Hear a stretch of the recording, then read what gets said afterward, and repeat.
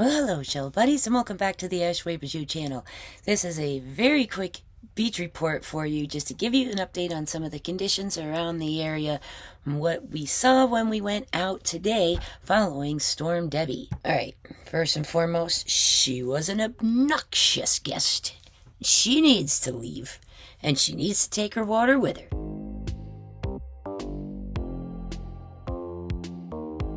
Man.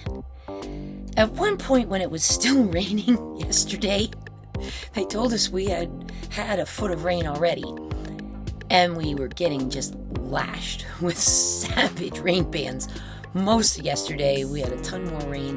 And then we even got hit with some this morning at 6:30 and right about 7 o'clock or so, with just 2 more good blasts just to give us the last hurrah. Come on, seriously?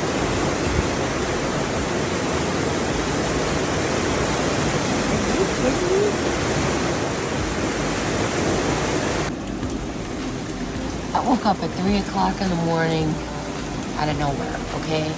I saw stars in the sky, clear skies, wonderful, marvelous clear skies. I went back to sleep and I woke up to this.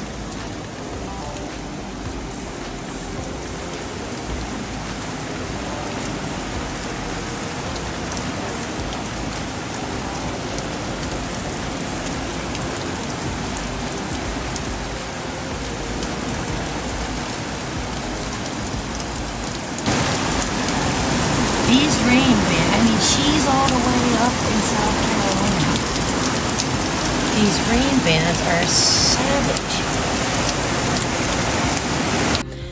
So I was very happy to see her get out of here, but very unhappy to see what I saw in some of the places we went to today. I started my day with having to go to a doctor's appointment, and on our way into, I would call it Eastern Sarasota, because we were heading out toward I-75. The flooding, oh my gosh, north end of Weber Street on the north side. Wow. I mean, we saw water up to, people's windows. We saw people's vehicles submerged. We saw people parking their stuff out on the main road to get it out of their neighborhood so their car didn't get flooded. We saw 5 urban search and rescue vehicles heading into Sarasota with an accompaniment of what looked like 4 National Guards as well. There's some places in Sarasota that are in pretty bad shape. There are places in Bradenton that still had water on them. There was a place we went out by Lake Manatee today to see what the river looked like. Oh my god. I think it hit peak flood stage right as we were going through there, and some poor bugger had gone down the side street that follows along the river out there and just went into, water up to their windows on the car. It was halfway up the windows. We're in the eastern part of Manatee, coming up on the Little Manatee River, I think, or the Manatee itself. And Lord, it was flooded bad when we came through here, so we're hoping it hasn't come up too much more, because they were doing a deep water rescue and had a road closed. We saw vehicles in what looked like 3 feet of water, like the river came up on them unexpectedly, and it was way deeper than they thought.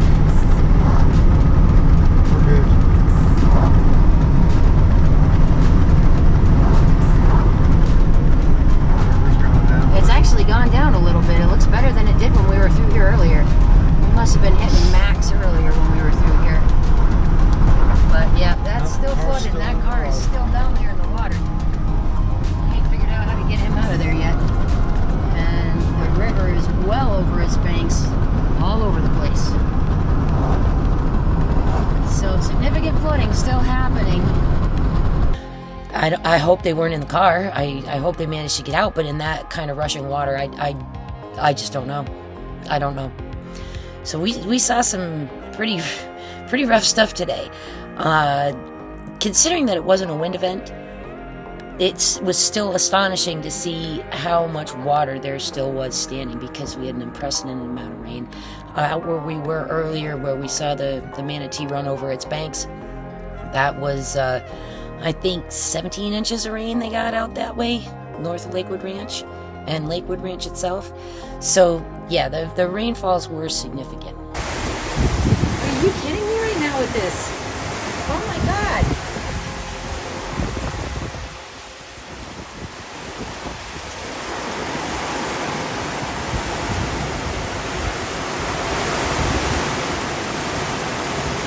We were able to get on to the barrier islands today for the first time since all this started.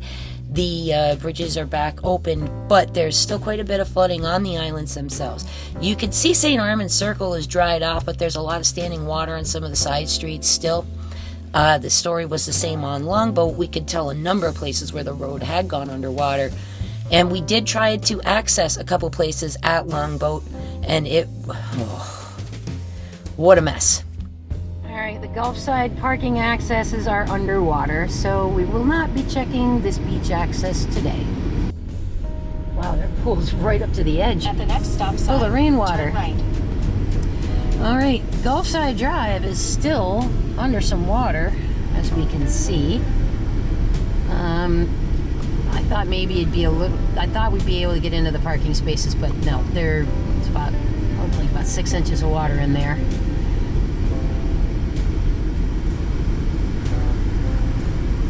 Now, it took a tremendous amount of damage over here after Idalia and Ian. And it does not look like Debbie did them any favors over here. Still quite a lot of water. You know where we are? We're in that lot where all that... Right there? Yeah, we're right behind that, the stilt house right there. And I see a guy over there with a bucket loader moving sand. It's crashing. Oh my gosh, the water is crashing right over there. Golly, look at that. Right there. It's, oh gosh, yeah, it's smacking rocks right at the edge of that seawall. Okay, that's been torn up and all the sand got pushed up, then that's what's happening. They're moving the sand back onto the beach. Dang. Okay. Not getting out here. Swing over to Broadway here for a second, see what that looks like in the parking lot too. But Gulf Side Drive has seen better days. Gosh. Gulf Side Drive is still underwater. The sand had never gotten renourished there after Idalia, and the waves are crashing like in people's, like, their front yard. We saw a guy trying to move some sand around this morning with a little tiny front end loader over that way. The parking spaces at Gulfside Drive are flooded and not accessible. At Broadway access, the parking lot very recently came out from underwater. But a big stretch in between the parking lot and the beach was covered with water. And I mean, it's over the wooden walkway, and you have to walk through it to get to the beach. It's behind the dune, in between the dune and the parking lot, where the elevation goes up. So that was a sight to see as well. All right, we're on Longboat Key now at the Broadway access. Very evident everything was underwater here too. A lot of standing water still.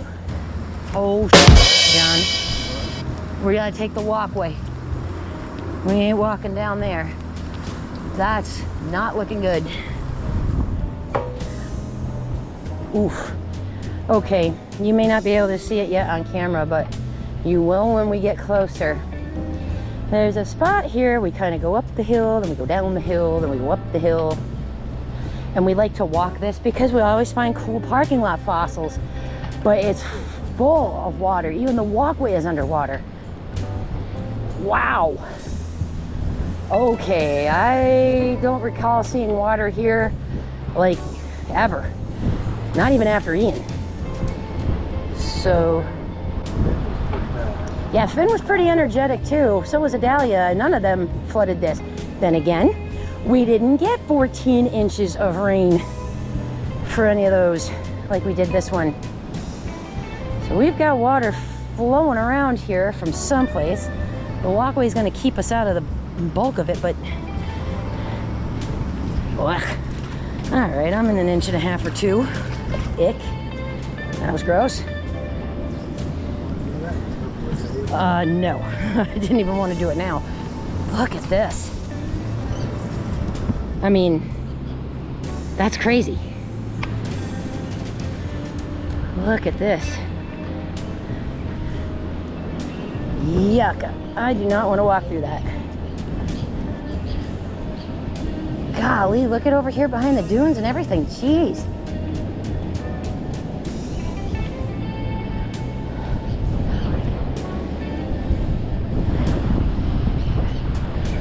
Holy cow.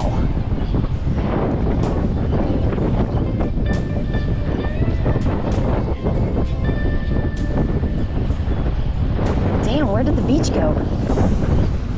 Now this stretch of Longboat had a fairly significant renourishment done a few years ago. And I think some of this has gotten leveled too. Somebody's been out here picking up the tires from the old reef project. Oh man. Ugh. Ugh. Gross. So you gotta go through water on Longboat to get to the beach now. Yuck. So Longboat is Longboat ain't looking good right now. The parking at Coquina Beach was drying a little bit. The kids area, the parking still surrounded by water, and the surf was very heavy out there. And again, having lost all the sand they did during Idalia, and as high as the water was today, there was no real way for us to tell what the beach really looked like over at that section. Now, on Lido, we were able to get out to South Lido Key Beach Park. We were able to get into the parking lot. The ancillary parking lot to the right-hand side as you're pulling in, full of water. That field where you walk on the paths to get out to the beach from that side, full of water. The other side where we usually cut through to get on the bay side and head to the point, full of water all around where the kids' playground is, big puddles in the parking lot. So yeah, it was a little roughed up out there as well. The dune looked to have been flattened. I was just out at Longboat like a week ago. I haven't even posted it yet, but there's a carve line that used to be in that dune that followed from the rocks to, maybe a quarter of the way down to the point. That is flattened. We did see some shells out there. We did manage to find a few things, actually, some pretty neat stuff. But it wasn't ideal conditions today. Also, the point we noticed, it looks like the beach is encroached this way toward the parking a little bit. That dune had been pushed back and everything was sort of weirdly leveled out there, sort of like Passagrille had been. But we could tell that sand had also gotten pushed way, way in. As you get off those paths, trying to get across the field to the parking area, there was a bunch of sand that was washed into there and stuff like that. So, yes, some of the dune did get washed back and in. And the point appears to have changed. Now, with all the rough surf, it was really hard to get a good read on things.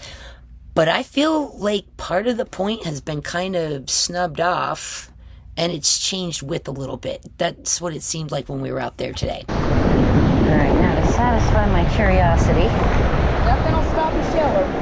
That's right.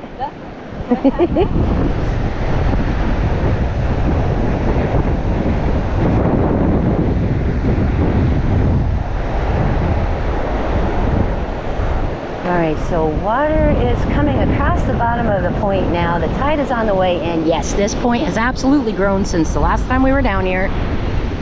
That wind is screaming. Oof. All right, Debbie, you need to go. We're about done had enough of you. This sand is all very soft. This was just recently moved around. I could tell walking on it. It's not just that it's wet. It hasn't been here long. It isn't packed. Now look at this. On this edge has been flattened. Whereas the last time I was here, there was a carved drop point. Now with the tide coming in, this current is ridiculous. You can feel the sand sucking out from underneath the walker. I am ankle deep, and that's as far as I'm going. I am not getting anywhere nearer to that. That's craziness. But yep, the bottom of this point has been ground down to a nub again. There's loads of shells here in the water, but man, that wave just got me up to my thighs. That's not cool. Now we're on our way to high tide. It's still coming in, so conditions down here are going to change pretty quickly on us because the water's coming in and because the Gulf is so angry right now. All right, we thought we were going to be walking across here, but apparently we're filled in with some water. Well, you go walk first and make sure it's not too deep. In the meantime, all this sand, none of this was here. So this all washed in from over there to here by the parking, which the secondary lot is a lake right now. And normally we walk right across this to get to the parking lot, but you can see there's water way over there, water all through this. The walkway, the next walkway over might have been better. John's gonna see if we can get through this, and then we'll be on our way. See this pile of leaves? That's your high tide mark. Everything got wet up to here.